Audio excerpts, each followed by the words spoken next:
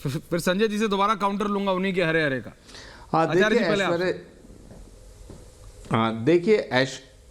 देखिए ऐश्वर्या जी, डॉक्टर सुधांशु जी भी बड़े खेले हुए खिलाड़ी हैं। सब खेले हुए हैं, यहाँ कोई ना खेला मारते हैं, उधर भी मारते हैं, संजय जी हो, सुधांशु सब खेले हुए हैं। अब सुनिए, बताइए ऐश्वर्या जी, हम तो गांव के लोग हैं, हमारा आश्रम तो अगला कौन सा लंदन से चला आ रहा है, सीधा अगला भी गांव से हम जानते ही नहीं ये आचार्य नहीं।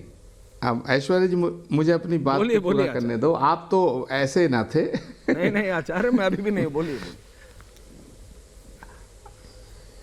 तो मैं ये कह रहा हूँ, हम लोग तो गांव के लोग हैं, हमें नहीं पता न्यूयॉर्क टाइम्स क्या करता है, क्या लिखता है, हिंडनबर्ग क्या है और बीबीसी क्या है। लेकिन एक सवाल खड़ा होता है कि विदेशी मीडिया में जब हमारी सरकार की तारीफ होती है तो सुधांशु जी और इनके सारे प्रवक्ता चिल्ला चिल्ला के कहते हैं कि देखिए फलाने देश ने हमारी सरकार की उस काम की तारीफ़ की है, तो हमें भी खुशी होती है, हमें बुरा थोड़ी लगता है हमारे देश की सरकार की तारीफ़ हो। अभी ये कह रहे थे साहब कि हमारा जो रेट है, हमारे यहाँ सारी इंडस्ट्री आ गई हैं, ये हो गया। अरे भाई, तो ये कर्ज क्यों बढ़ता जा रहा है? देसी भाषा में पूछना चाहता हूँ सुधांशु जी, अगर सबसे ज़्यादा तरक्की हमारा देश कर रहा है, हमें खुशी है सच में विपक्ष को, और ऐसा विपक्ष तो आपको मिलेगा ही नहीं। विपक्ष तो गऊ है, काली गाय की तरह है इस बार का विपक्ष।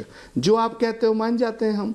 आपने कहा कि देश की सारी समस्याओं की जड़ ये है ब्लैक मनी, नोटबंदी से ख़त्म हो जाएगा, हम मान गए, भैया कर लो, आपने कर दिया। आपने कहा कि देश की सारी समस्याओं की जो जड़ है वो साहब ये 370 है, इसे भी हटा दो, हट गई साहब, मान गए। आपने कहा कि साहब हम सेंट्रल विस्टा इसलिए बना रहे हैं, ये भी देश की समस्याओं का समाधान करेगी, बना लो भैया। आपने कहा अमर जवान ज्योति से वो हटा रहे हैं, हाँ भैया इसे भी हटा लो। आपने कहा हम बुलेट ट्रेन ला रहे हैं, हम मान गए। आपने कहा हम साहब क्रूज चला रहे हैं, मान गए। आपने कहा हम वो जो जहाज, हवाई जहाज सी पे लैंड करता था, वो भी मान गए। आपने जो जो कहा मान गए साहब, हम अभी भी मान रहे हैं। अगर आप आज कहेंगे कि हम 2024 के बाद 29 में मंगल ग्रह पे प्लॉट काट देंगे, हम उसे भी मान जाएंगे, और भी इस देश की जनता भी मान जाएगी, क्योंकि आपको भगवान ने ऐसी शक्ति दी है, ऐसी सिद्धि है आप पे, आप जो कहते हैं हम मान जाते हैं। लेकिन उसका रिजल्ट कुछ नहीं आता। 370 हटाई, वहाँ आतंकवाद खत्म नहीं हुआ। आपने नोटबंदी की, काला धन खत्म नहीं हुआ। तो ये फैसले लिए क्यों?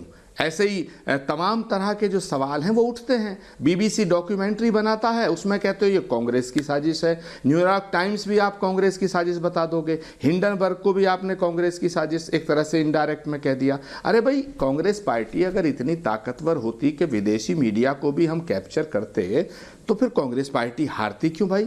आप 2 बार से लगातार जीत रहे हैं। तीसरे बार के लिए आपने 2 दिन से सर्वे का डंका पीट रखा कि हम तो 325 आएंगे, 290 छोड़ो, 303 की जगह हम 200 पता नहीं कितना बहुमत से भी अकेले जीत जाएंगे। तो साहब हम आपसे ये पूछना चाहते हैं कि ये जो देश की समस्या है, इनका जिम्मेदार ये विपक्ष है या सरकार के कोई वादे थे, सरकार के कोई दावे थे?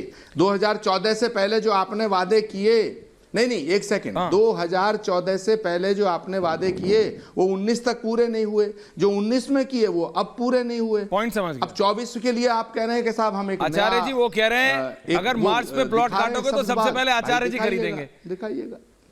वो कह रहे हैं भाई विपक्ष तो इतना गऊ है, अगर आपने मार्च पे प्लॉट काटे सबसे पहले आचार्य जी जाएंगे खरीदने।